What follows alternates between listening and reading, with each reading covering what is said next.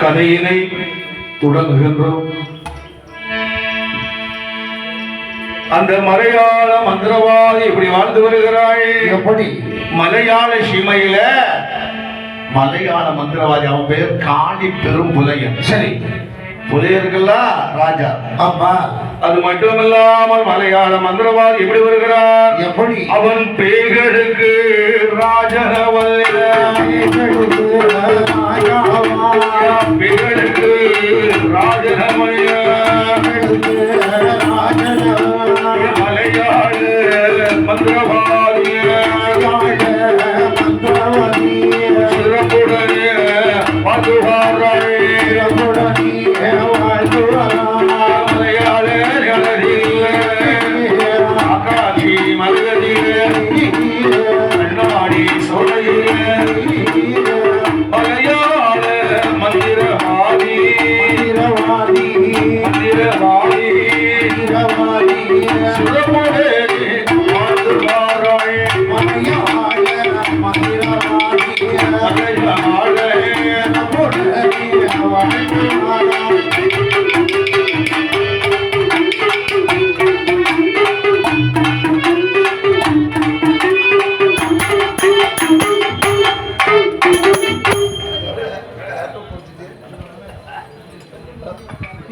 மலையாள சீமை, மலையாள நாட்டுல இந்த காளி பெரும்பலின்னு சொன்னா நடுநடுங்காதவரே கிடையாது. ஓஹோ, என்ன காரணம்? ஏன்னா இவன் மந்திரவாதி, பேய்களுக்கெல்லாம் ராஜன். சரி, பேய்களுக்கு மட்டும் இல்ல, மனுஷனுக்கு ராஜன் தான். ஓஹோ.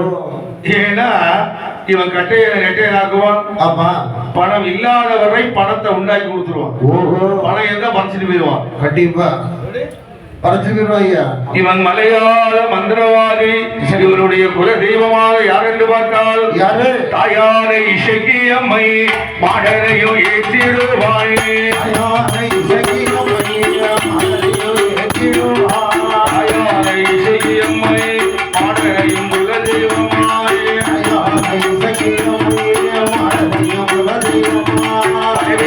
காரனோடு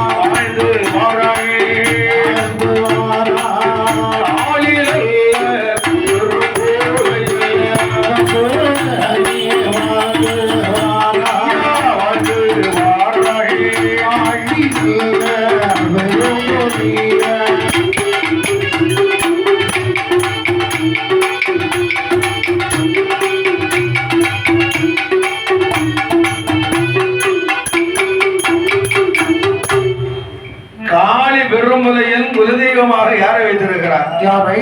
என் மணி விலகுல பிறந்த பிள்ளை மாயாண்டி சுடலை. சரி, எறப்பா மாடசுவாமி. ஆமா, மாடன். மாடனை குலதெய்வமாக வைத்து கொண்டு சரி அம்மையாரை இசைக்கு எம்மாரை குராணி பெரும்புலையன் குலதெய்வமாக இருக்கிறார். ஆமா. பரவேஷக்காரன் யாரப்பா? பரவேஷக்காரன். இவர்களை குல தெய்வமாக கொண்டு காளி பெரும்புலையன் காக்காட்சி மலையில் ஆட்சி பண்ணி வருகிறார். சரிங்க.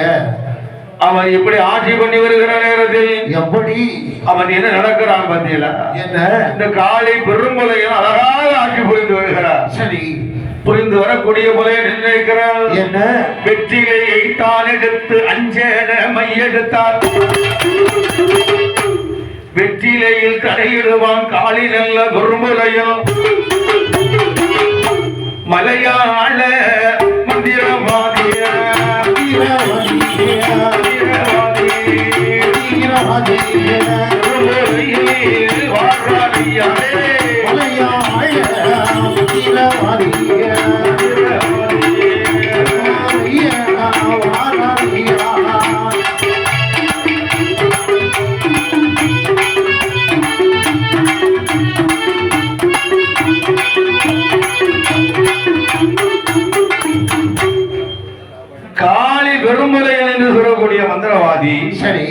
தன்னுடைய குல தெய்வமாகிய மாடனிசைக்கு ஆமா பலவேசக்காரனை முன்னிறுத்தி சரிங்க வெற்றியில எடுத்து அஞ்சனை மை போட்டு ஆராய்ந்து பார்க்கிறான். ஓஹோ என்ன என்ன நடக்கிறது என்று போகும்போது பார்க்கும் பொழுது மலையாள சீமை அப்படியே தெரிகிறது. ஓஹோ என்ன தெரிகிறது? மலையாள சீமை தெரிகின்றன. மலையாள சீமை மட்டுமல்ல, என்ன இந்த அண்ணனும் தங்கையுமாக செல்வ சிறப்போடு வாழ்ந்து கொண்டிருக்கிறார். சரிங்க செல்வ சிறப்போடு இசைக்கியா விளையும் மாடம்பி பிள்ளை என்று சொல்லக்கூடிய 2 பேரும் அழகாக வாழ்ந்து வருகிறார். சரி அவள் செல்வத்தோடு வாழ்ந்து வர நேரத்தில் என்ன இவர்கள் செல்வத்தை நாம் மறைக்க வேண்டும் என்று மனதிலே ஆசை கொண்டார். ஓஹோ என்ன ஆசை கொண்டா? செல்வத்தை மறைக்க வேண்டும் என்று காளி பெரும்புலையை ஆசை கொண்டு காக்காட்சி மலை கடந்து புறப்படுகிறார். எப்படி வருகிறார்? எப்படியா இந்த விதமாக வருகிறார். ஐயா இசக்கி அம்மா முன்னடக்க இசக்கி அம்மா இசக்கி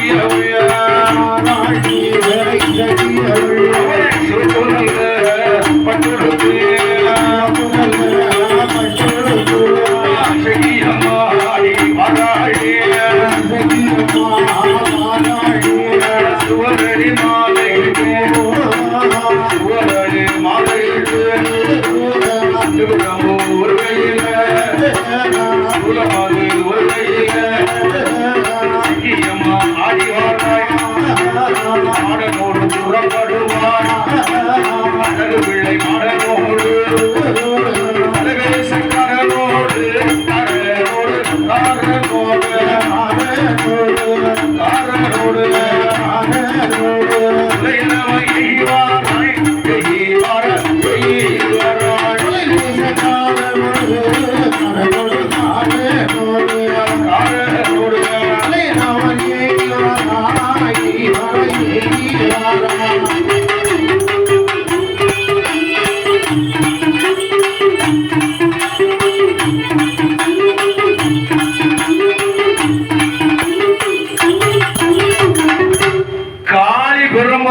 தன்னுடைய குல தெய்வமாகிய மாடல் இசைக்கியம்மா பலவேசக்காரனை கூப்பிட்டு காக்காட்சி மலை கிடந்து புறப்படுகிறார். சரி ஏனெனில் ஏன்னா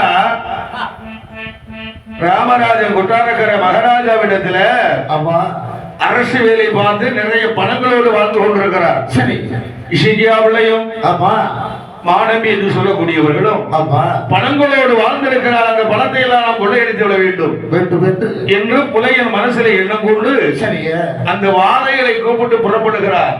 அப்படி காக்காட்சி மலை கடந்து வரும்போது யார் வருகிறாள்? சிவனிணைந்த பெருமாளோ கூட வல்ல புறப்படுவார்.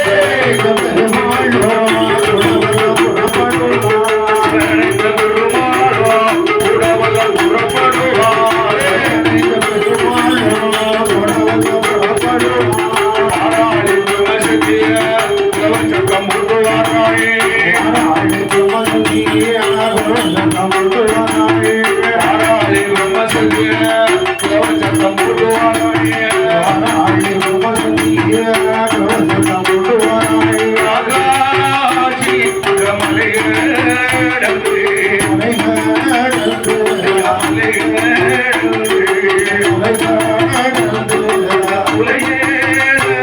ஐயா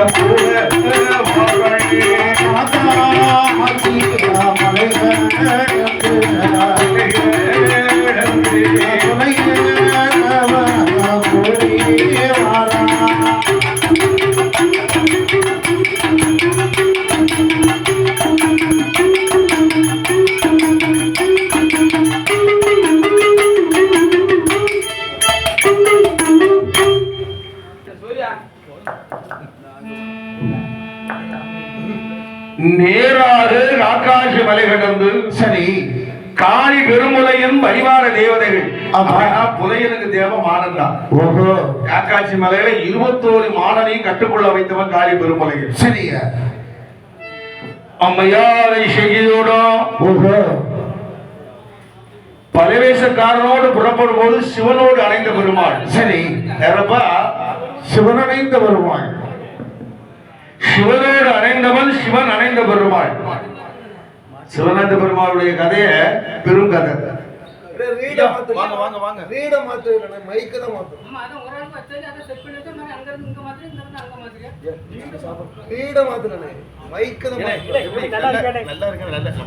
சரி பாருங்க நல்லா இருக்கு. பாத்து இல்ல அடுத்த வருஷம் நீ உண்டுனே உதவி இல்ல நான் முதல்ல ஆரம்பிச்சதே நீ தான். அப்ப அதே நல்லதா நடக்கும். எனக்கு தெரிஞ்ச ஐடியா இருக்கு அதெல்லாம் கண்டிப்பா சரியா